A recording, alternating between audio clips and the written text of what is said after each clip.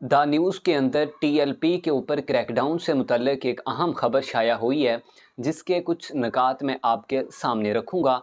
और टीएलपी के दो रहनुमाओं के ऐसे बयानात जो टीएलपी के गले पड़ गए हैं, और वो टीएलपी को जो है वो उरूज जो मिल रहा था, उस उरूज को जो है वो नीचे की तरफ लेके जाएंगे।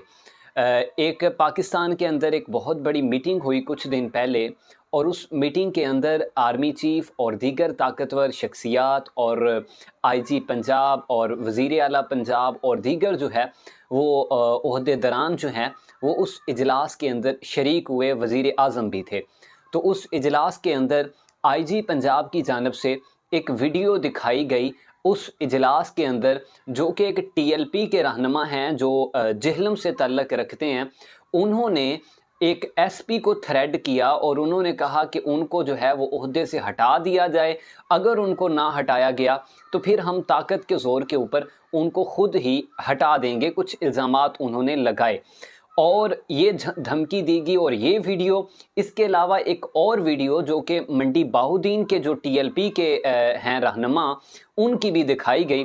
तो जब ये दोनों वीडियोस उस इजलास के अंदर दिखाई गई तो उस इजलास के अंदर एक ताकतवर शख्सियत ने ये कहा कि इन लोगों के ख़िलाफ़ अभी तक क्रैकडाउन क्यों नहीं किया गया, कि जो मज़हब की मनपसंद तशरीह कर रहे हैं, जो ख़ुद ही कानून को हाथ के अंदर ले रहे हैं, इनके ख़िलाफ़ अभी तक कोई कार्रवाई क्यों नहीं की गई।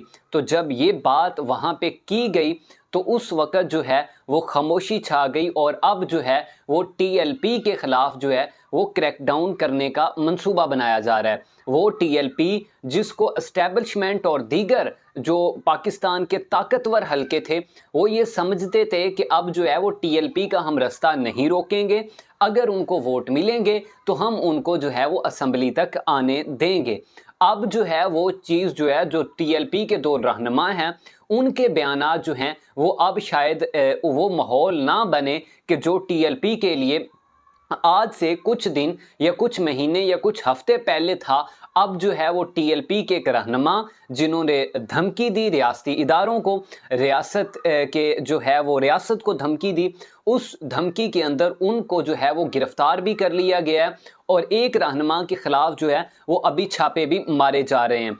तो अब बज़ाहिर ये लगता है कि वो टीएलपी जिसको अवाम के अंदर मकबूलियत भी थी और इदारे भी चाह रहे थे कि वो अगर उनको अवाम वोट देती है तो वो इक़्तिदार के अंदर आ जाएं, लेकिन अब वो इक़्तिदार के अंदर आते मुश्किल नज़र आ रहे हैं।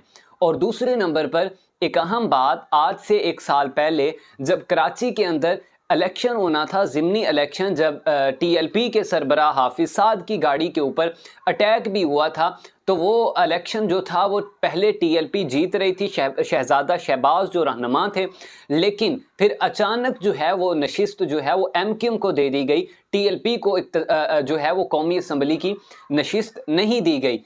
तो ये बड़ी अहम बातें हैं जो टीएलपी के कुछ रहनुमा, जिन्होंने जज्बाती अंदाज के अंदर जज्बाती बयानात दे के रियासती इदारों को धमकियां दे के अपनी उरूज को जवाल की तरफ ले जा रहे हैं, इसके ऊपर टीएलपी की मरकज़ी क़यादत को सोचना चाहिए।